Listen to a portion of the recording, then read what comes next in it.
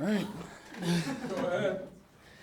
Welcome to the pitch. I'm your host, Jalen Alexander. We have Drew Maurer here and Jackson Berry, and we're gonna go ahead and start off with the NBA. We've seen a bit in the preseason lately, but I want to go ahead and start off with the Damian Lillard trade. I know I said last week how he's gonna get traded to Milwaukee. You didn't really believe me, but what are y'all's thoughts on the trade? I mean, it absolutely just the Bucks were struggling for the past year or so. Not Damian Lillard, sorry, Giannis Antetokounmpo said he wants out, and he clearly doesn't want to do that anymore. Damian Lillard is just an amazing trade for them. They get all the upside. They've got a great chance to go to the finals this year, and I think they could pull it off. Yeah, I agree. I think that the trade was huge for them. I think losing Drew Holiday is really tough.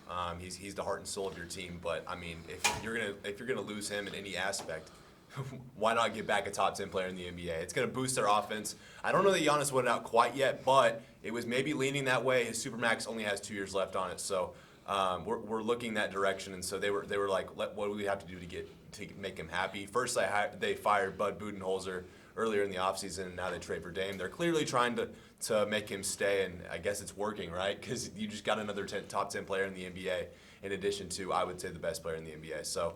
That huge trade for the Bucks, and I mean, only gets better from here.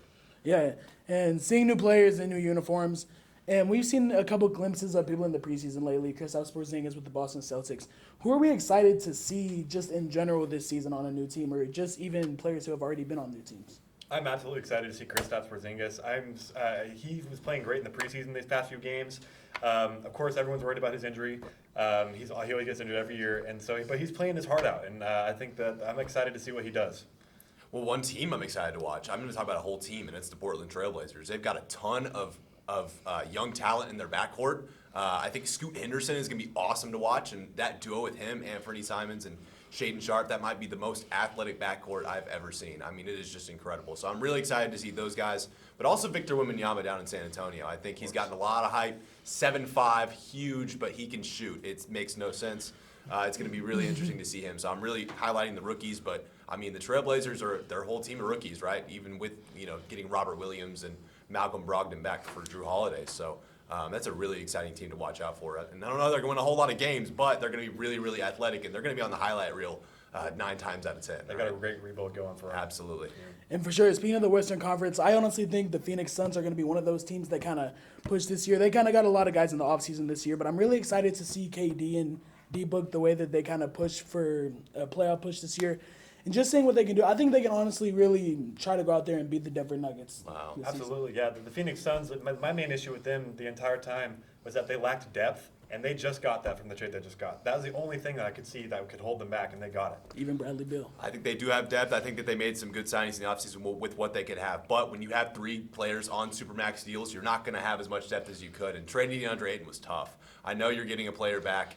I mean, you just don't have the depth. I don't even know who their point guard is. Jordan Goodwin. Like, you don't know. Those question marks aren't Bradley Beal, aren't KD, aren't Booker, but it's the people around them. And sure, they have depth, but how much is that depth going to provide when your 3 guys can't score, right? You have Grayson Allen, you have a couple of other guys, smaller signings in the offseason, Bol. You have some like little ticky-tack signings here and there, but for the most part, you're relying on those 3 guys. So if KD gets injured, like we've seen in the past several years that he has consistently not been on the floor for full seasons, as well as Booker had an injury last season that kind of held him back. So we're just going to have to see if those 3 guys can stay on the court together. If they can't stay on the court, they may miss the playoffs. I mean, it's really it's going to be that difficult for them to stay on the court together. And so if they can't do that, sure, they have some depth, but you can't really have all those guys are on veteran minimum deals.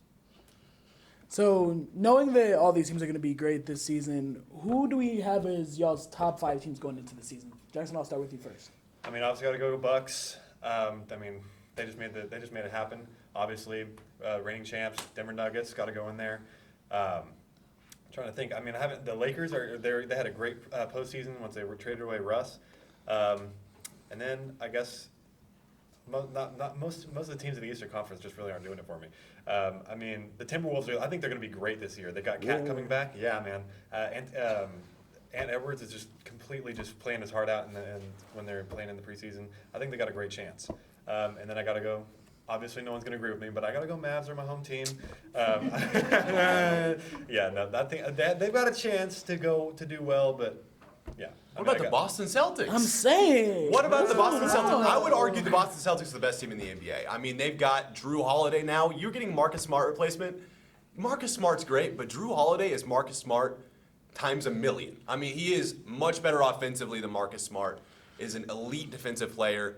You got to put the Bucks in there in that top 5 as well. But I think the Celtics contend for the top of the East. I mean, getting Kristaps Porzingis, it's tough to trade away Robert Williams and Malcolm Brogdon, but I mean, you're getting back one of the best defenders in the league and one of the best defenders of the last decade. I mean, this guy is seriously legit, and you're pairing him with 2 superstars. You just paid Jalen Brown all that money. You have to get someone that can play that defensive role.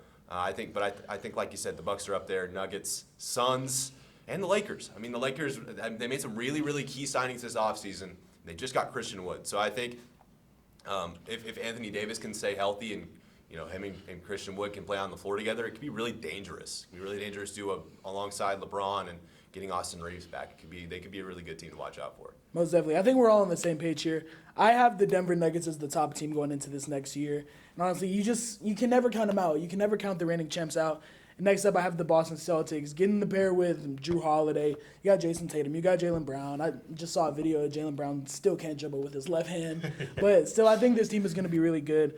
I end up having the Phoenix Suns third on this list. I still feel like this team can be really good no matter the depth that's being talked about. I think they really make a big push in the playoffs.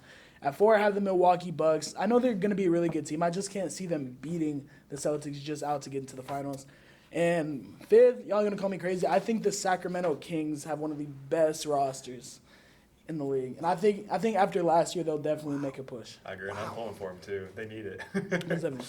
But we're going to go ahead and take this switch to NFL, and we kind of have a odd topic, but we're going to talk about the best and worst jerseys that we have in the NFL. You guys see? You guys good? Okay. We're going to start with me first. Yeah, we'll start off with Jackson Jackson. first. We're gonna go with the best ones. A lot of people don't agree with me on this, but I love the Chargers uniform. I mean, I think it's beautiful, just the way that they have. Like a lot of teams don't have their logo going on in their pants, and I think it looks great. I mean, it's awesome. Even with a lot of time they have yellow pants as their colorways, but I just love looking at it. It looks great on the field.